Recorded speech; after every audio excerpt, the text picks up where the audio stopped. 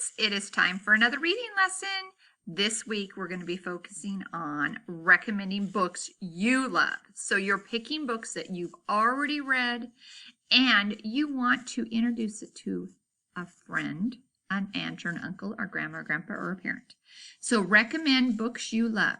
First, introduce the book and the main character.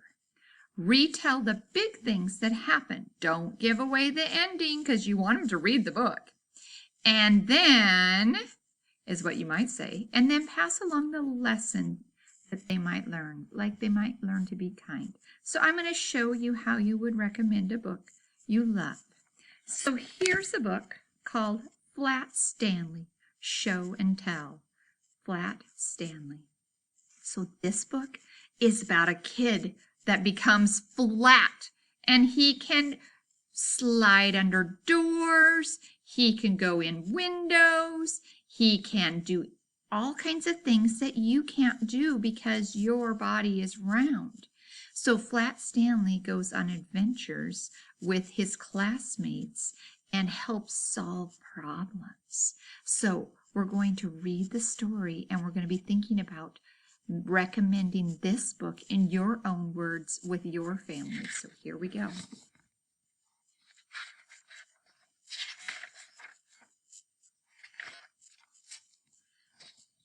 There's the picture.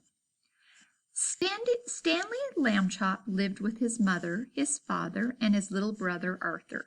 Stanley was 4 feet tall and about 1 foot wide and a half an inch thick.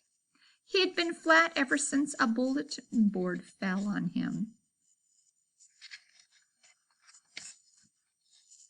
Stanley's family was used to him being flat. They didn't think much about it except when Mrs. Lambchop needed to clean behind the fridge, or when Mr. Lambchop forgot his house keys, which happened quite a bit. To the Lambchop, Stanley was perfectly normal. Look how they pushed him through the crack of the window. That's why Stanley was surprised when Arthur asked, "Can I take you to show and tell?" Stanley frowned. "You mean because I'm so good at wiggling your ears," said Arthur.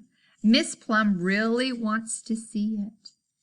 "Oh," said Stanley. "Sure, if Miss Plum said so." Stanley felt his face turning pink. It always turned pink when Miss Plum's name came up. Miss Plum was the prettiest teacher in the whole school. "Thank you, Stanley," said Arthur. "No problem," said Stanley. "That's what brothers are for." Arthur smiled to himself. He knew the real reason Stanley was going to show and tell. He didn't say a word.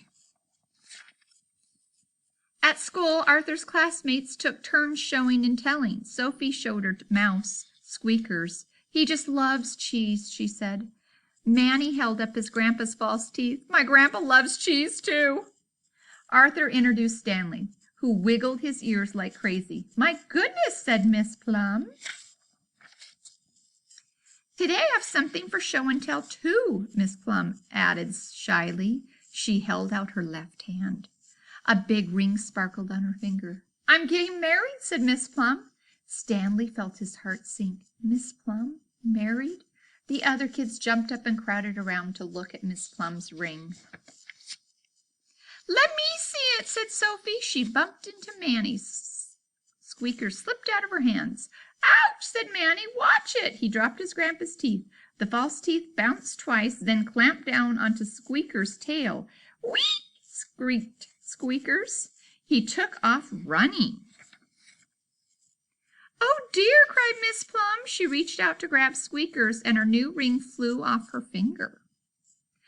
To Stanley, the ring seemed to move in slow motion. He watched it sail towards Squeakers and fall straight down over the mouse's head, where it landed like a sparkly collar around his neck.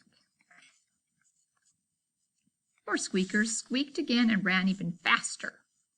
He zipped across the classroom, scampered up a bookcase, and vanished through a crack in the ceiling tile. "My mouse!" cried Sophie. "My grandpa's teeth!" cried Manny.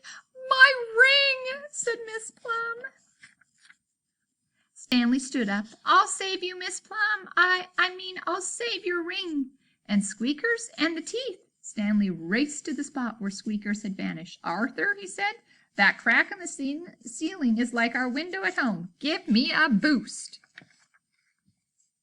"On the count of 3, said Arthur. 1, 2, 3. With a grunt, Arthur pushed Stanley high over his head, just as he had done dozens of times before. Mr. Landchop really did forget his keys a lot. Stanley slid through the crack. "I bet Squeakers," Stanley yelled. "Come here, boy, come on." Below, the students heard crashing and thrashing as Stanley chased the mouse over their heads. "Go, Stanley, go," yelled Manny. It's no use," Stanley said, panting. "He's too fast." Then Arthur thought of something. "Sophie, where's Squeaker's cheese?" "Right here," she said. Arthur grabbed a slice and flung it through the crack. "Stanley, try this." The thrashing stopped, then the class saw Stanley's arm poke through the ceiling crack. Squeaker sat in his hand, happily nibbling the cheese. Stanley's other arm poked out. The false teeth and the ring dangled from his fingers. Last of all came Stanley himself, stretching out of the crack like a boy-sized strip of taffy. "Oh, Stanley," said Miss Plum, once he was safely on the ground, "you're my hero."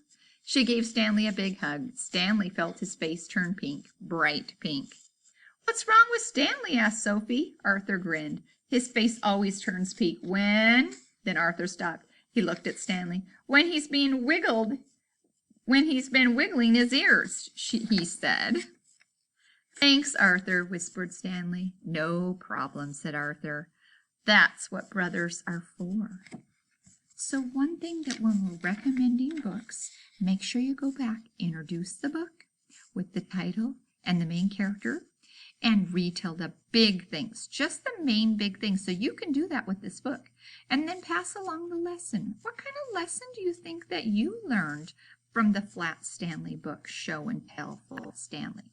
Try it out and see what you do. Happy reading!